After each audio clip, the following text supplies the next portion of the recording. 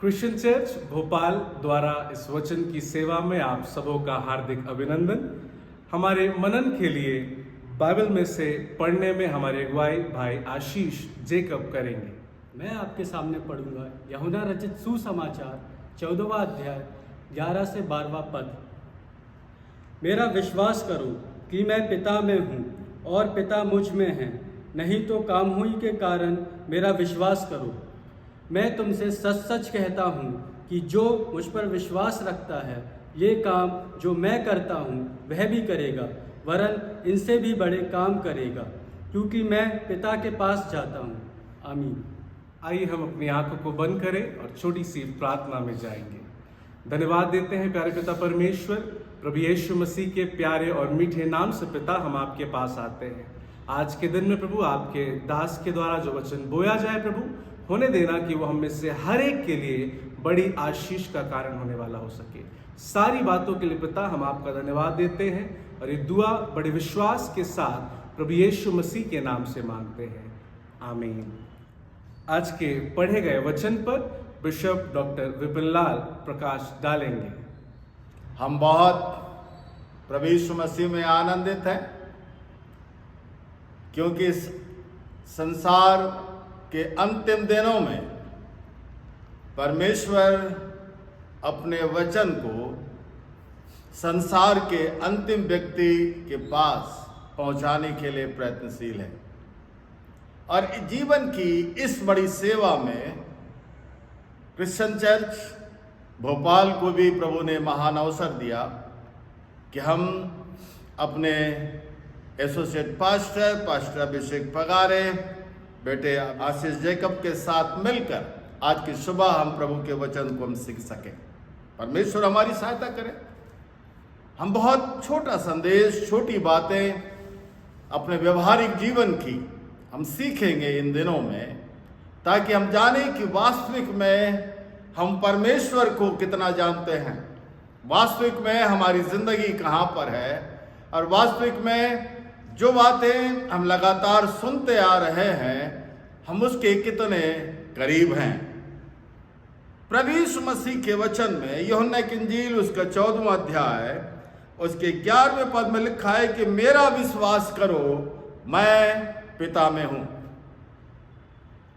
अपने इस सेवा के प्रारंभ में हमने पिछले बुधवार को इस बात को सीखने का प्रयास किया कि मेरा आध्यात्मिक व्यवहार, क्या मेरी आध्यात्मिकता मेरे व्यवहार के द्वारा संसार में प्रकट होती है? क्या मैं जिस परमेश्वर को जानता हूं उसे अपने व्यवहार के द्वारा लोगों तक प्रकट करने में मैं सफल हूं? क्या परमेश्वर की प्रतिज्ञाएं जो वरदानों के रूप में हमें मिली हैं, क्या वो मेरे व्यवहार के द्वारा संसार को आशीषित कर रही है?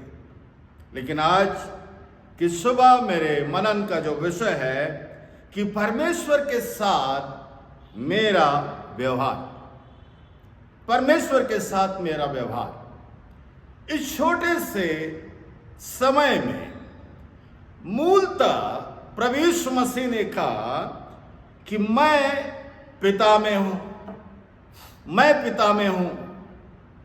और प्रभु यीशु मसीह ने अपने जीवन काल में अपने परमेश्वर को, अपने पिता को अनेक रूप से उसने प्रकट किया। लेकिन प्रभु यीशु मसीह के ने कहा कि मैं पिता में हूं। और हमारे मनन का जो विषय है कि परमेश्वर के साथ मेरा व्यवहार कैसा है। जब हम इस विषय पर मनन करते हैं तो हम सोचते हैं कि हमारा जो व्यवहार परमेश्वर के प्रति है बहुत अच्छा है, बहुत अच्छा है। लेकिन जब बहुत अच्छा है तो हम और अधिक इसके करीब से जानने का प्रयास करते हैं, तो जो हमारा जो प्रयास है कई बार केवल रविवार की आराधना में, विशेष प्रार्थना सभाओं में, कन्वेंशनों में और विशेष अवसर पर की गई सेवा को ही हम परमेश्वर के प्रति अपने व्यवहार को समझ बैठते हैं, लेकिन ऐसा नहीं।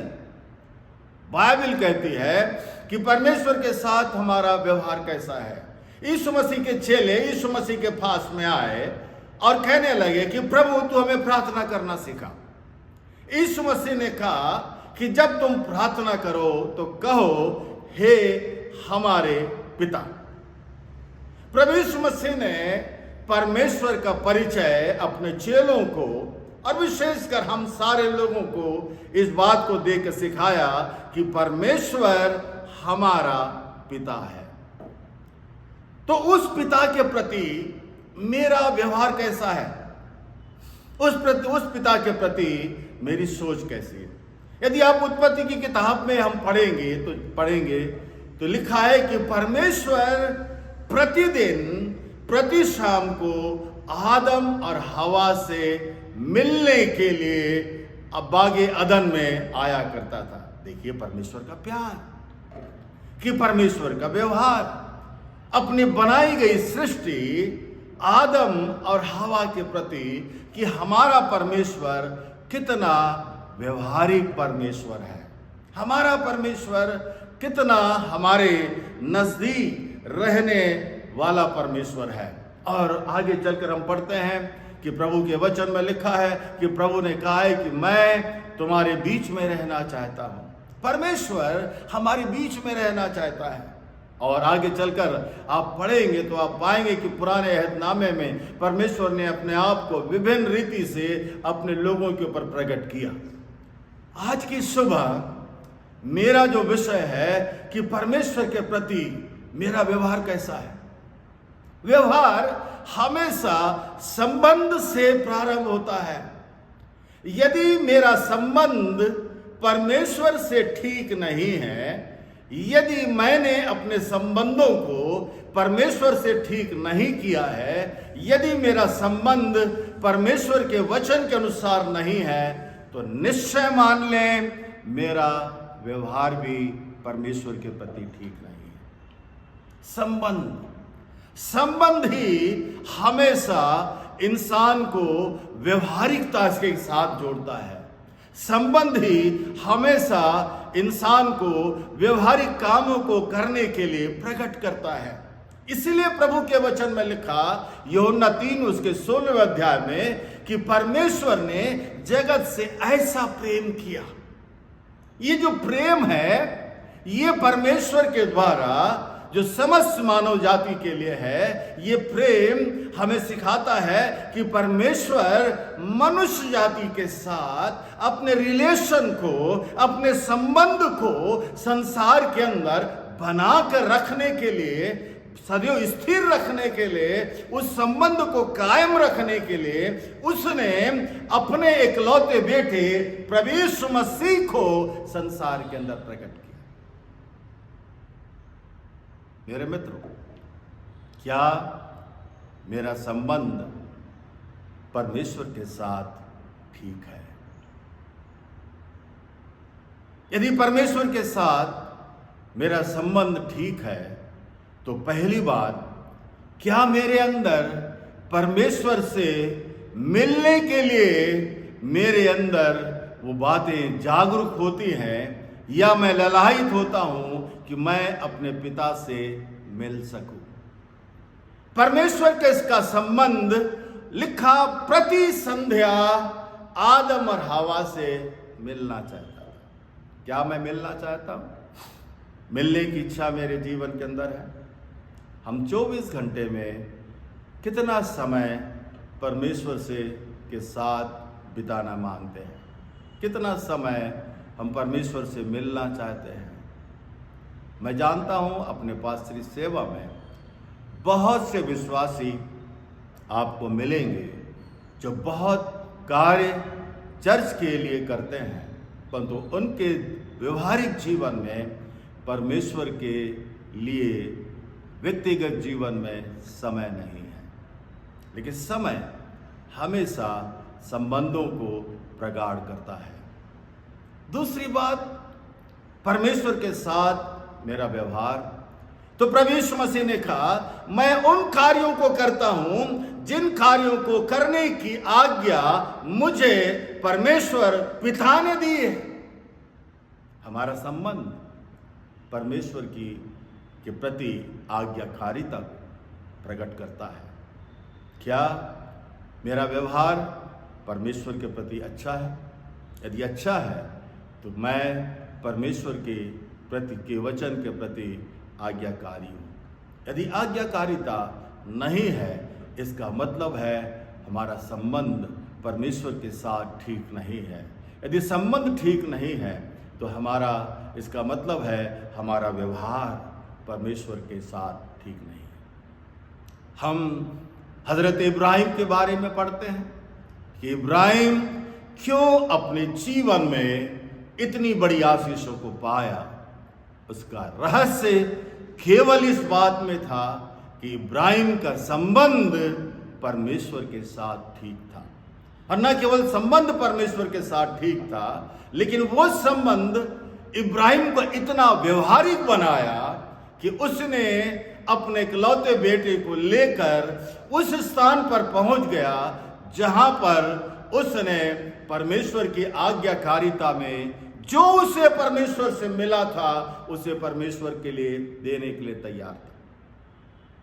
मेरी शुभकामना और प्रार्थना है परमेश्वर अनुग्रह करे ताकि हम परमेश्वर के प्रति मेरा व्यवहार इस पर हम मनन चिंतन कर सकें। मैं ये नहीं कहता कि आप अच्छे नहीं हैं, आप बहुत अच्छे हैं।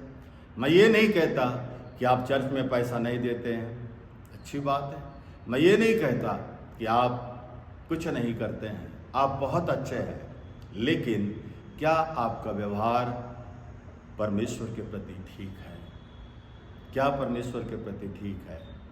दीनाकरण ने अपनी पुस्तक में लिखा कि परमेश्वर से मिलने के लिए हर रात दीनाकरण अपने प्रार्थना के कक्ष में जाया करते थे। और जो दीनाकरण लिखते, जब वो कक्ष में पहुंचते उस समय उन्हें महसूस होता था कि उसके पहुंचने के पहले परमेश्वर उस प्रार्थना के कक्ष में उपस्थित है। परमेश्वर इंतजार करता है दीनाकरण का, परमेश्वर इंतजार करता है मेरा, परमेश्वर इंतजार करता है पास्टर अभिषेक पगारे का, परमेश्वर इंतजार करता है आशीष जैकब का, परमेश्वर इंतजार करता है हम सबों का, ताकि आप और मैं अपने जीवन में इस बात पर विचार कर सके क्या मेरा व्यवहार परमेश्वर के साथ ठीक है। यदि मैं कहूँ ठीक है लेकिन हम परमेश्वर से बात नहीं करना चाहते हैं तो ऐसा व्यवहार कभी भी आशीषों को लेकर नहीं आता है। हम परमेश्वर से अपने व्यवहार के द्वारा, अपने विश्वास, अपने कार्य, अपनी प्रार्थना के द्वारा अपने इतना व्यवहारिक बने ताकि हम, जैसे प्रभु यीशु मसीह ने कहा कि जिसने मुझे देखा उसने मेरे पिता को देखा, जिसने मुझे देखा उसने मेरे पिता को देखा है। परमेश्वर अनुग्रह करे ताकि हम इन दिनों में विचार कर सके अकेले में कि मेरा व्यवहार परमेश्वर के प्रति कैसा है। हम केवल उसे एक ईश्वर के रूप में मानते हैं या केवल परमेश्वर के रूप में मानते हैं या उसे अपना पिता कहना चाहते हैं। यीशु के चेलों ने कहा कि हमें प्रार्थना करना सिखा। यीशु ने कहा कि जब तुम प्रार्थना करो तो कहो हे हमारे पिता। क्या हमारा संबंध पिता और पुत्र का है? क्या हमारा संबंध चरवाहे और भेड़ का है? क्या हमारा संबंध उस खोए हुए सिक्के का है? क्या हमारा संबंध उड़ाऊ पुत्र का है? यदि नहीं है, आप निराश मत हो। आप जहाँ भी हैं अपने आप में सोचें कि मेरा व्यवहार परमेश्वर के प्रति कैसा है। आइए हम प्रार्थना करें।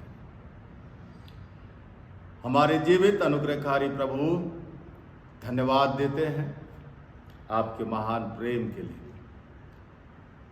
हमारी प्रार्थना है इन दिनों में हमें व्यवहारिक बनाए, हमें सोचने और समझने के लिए हमारी सहायता करें, हमारी झूठी धार्मिकता से हमें बाहर निकालें झूठी शिक्षाओं से हमें बाहर निकाले, लेकिन वो शिक्षा जो हमें परमेश्वर की समीपता में ले जाता है, वो शिक्षा जो परमेश्वर की अधीनता में रहकर हमें आशीषों को पाने के लिए तैयार करता है, वो शिक्षा जो इस संसार में रहते हुए अपने व्यवहार के द्वारा प्रभु यीशु मसीह को प्रकाशित करने के लिए तैयार करता है, उस पर बने रहने के लिए, उसे पाने के लिए हमें से हर एक की सहायता कर। हर एक श्रोताओं को बड़ी आशीष दे। इस प्रार्थना को प्रभु यीशु के नाम से मांगते, आमीन।